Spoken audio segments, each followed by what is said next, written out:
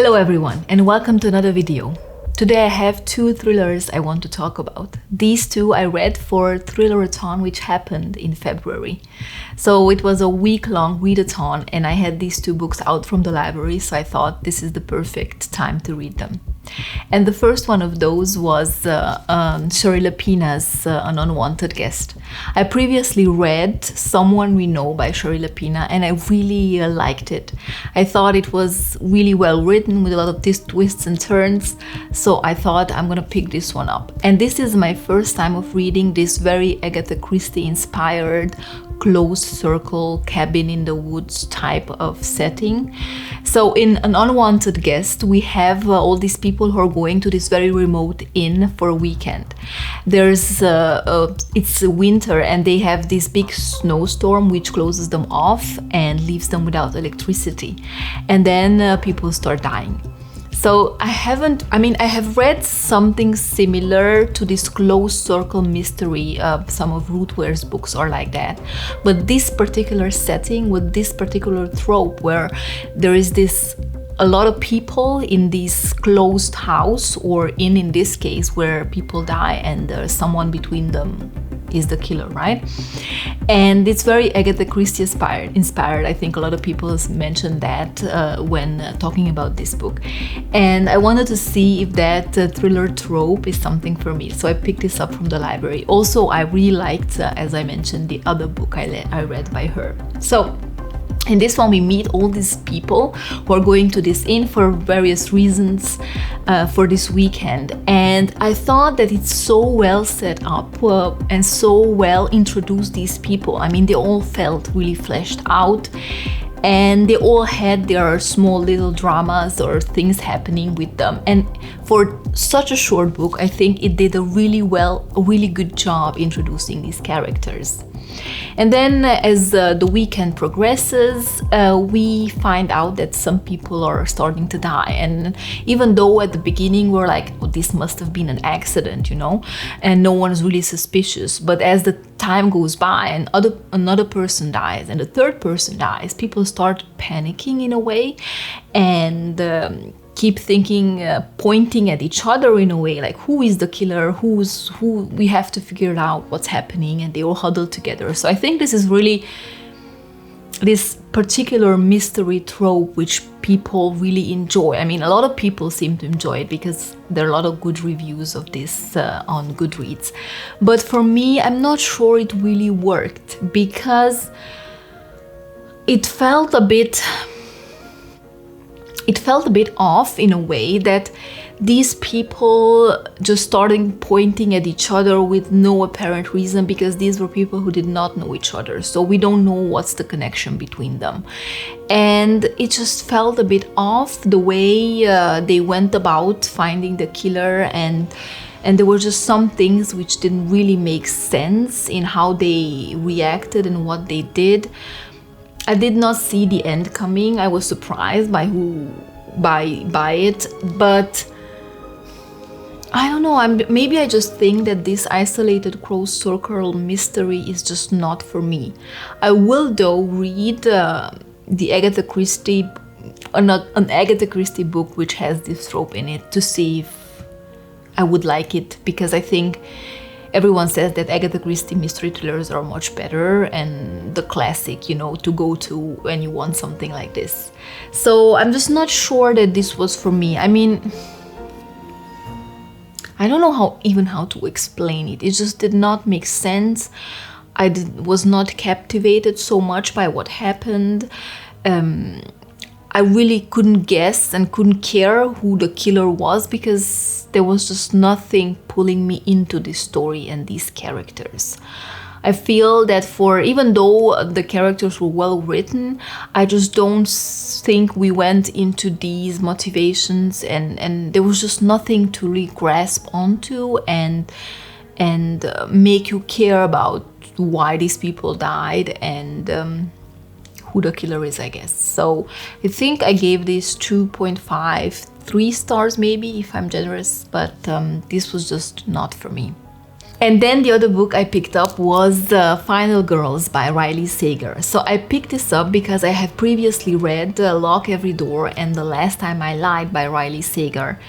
And I can't say that they were my favorite thrillers. They were okay-ish. I just wanted to see if this one was better, because I think I heard a lot more about this on BookTube than the other two. And I think this was one of his first, I believe. So this came out in 2017 and it was really hyped back then. I mean, Stephen King also says that it's the first biggest thriller of 2017 on the cover here. So I wanted to see what this is about, also because it has a really unique premise, I believe. So this one is about final girls, and final girls are these girls who survive these killings, massacres almost. So for example, a killer goes into a house or a dorm and kills everyone off, and then there's just one girl surviving. It's like a trope we have in horror movies, I believe. I'm not exactly sure, but anyway, in this novel we have 3 of these final girls, and we follow one of them. So our main protagonist, Quincy, went to this remote cottage, Pine Cottage, back when she was young, in college with her friends, to celebrate one of her friends' birthdays. And something happened in that cottage and everyone was killed except for her. So she survived. She was named then final girl, and there are other 2 final girls in this book, and the media is just all over them and always wants interviews and wants to know what happened. So it's like this clique they're in, unwillingly. So we follow Quincy some years after what happened in Pine Cottage. So Quincy here has this perfect life on the outside. She has this successful baking blog, she has a great boyfriend, she lives in an amazing apartment in New York. So from the outside, her life is perfect. It's hard for her to get over what happened at Pine Cottage all those years ago, so she takes all these pills and sedatives to be able to cope. She has this cop who found her when she was escaping Pine Cottage from the killer, and he always helps her when she needs it and comes into town to just meet up and just talk about things. So at the beginning of this book, one of the final girls is found dead, and they first presume it was a suicide, but maybe it's not. And this makes the second final girl appear at Quincy's doorstep. And this final girl is actually not really... She's a bit of a difficult character, I would say, because she's pressuring Quincy into remembering what happened that night at Pine Cottage, because Quincy forgot. And she wants to forget. She doesn't want to remember. She's fine with it. She just wants to move on.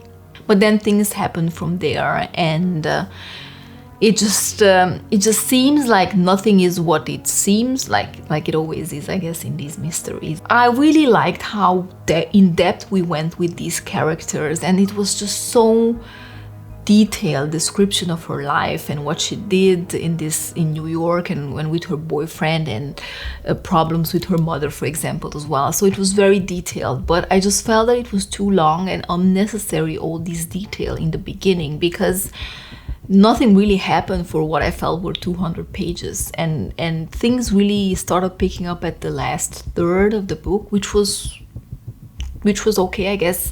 But is it worth it, struggling through those 200 pages in the beginning where nothing happened? Maybe. So as I said, a lot started happening at the end, and there were some twists and turns I really did not see coming. So this is one of those which takes you by surprise, because there are some things being mentioned which kind of lead you in one direction, and at the end it really takes you to another place. So I thought that was done really well. And initially I gave this 4 stars, but the more I think about it, the more I'm thinking about those first 200 pages, which were a bit way too long in my opinion. So I'm giving this 3.5 stars. I think that's pretty solid for a thriller, and I think for now, this is one of my favorites from Riley Sager. So I might actually pick up his latest book, which comes out in July, I believe. So these are the 2 books I read that week. I had a TBR of 4, so I guess reading half of it was fine. But I'm also in some sort of a reading slump. I haven't read so much lately, and I don't really feel like picking books up. So maybe I'm just reading the wrong books. I don't know, but I have to do something about it, because I really want to read some great ones, and I believe I have not been amazed by what I read so far in the fiction department this year, at least. So I don't know, how is your reading going? Are you also in a slump, and what do you do when you're in a slump? I think I need to pick up something completely different to just pull me out of it. Maybe an easy young adult fantasy, even though I was disappointed by those lately. Anyway, now I'm just rambling on, so thank you very, very much for watching, and I guess I'll see you in the next video. Goodbye.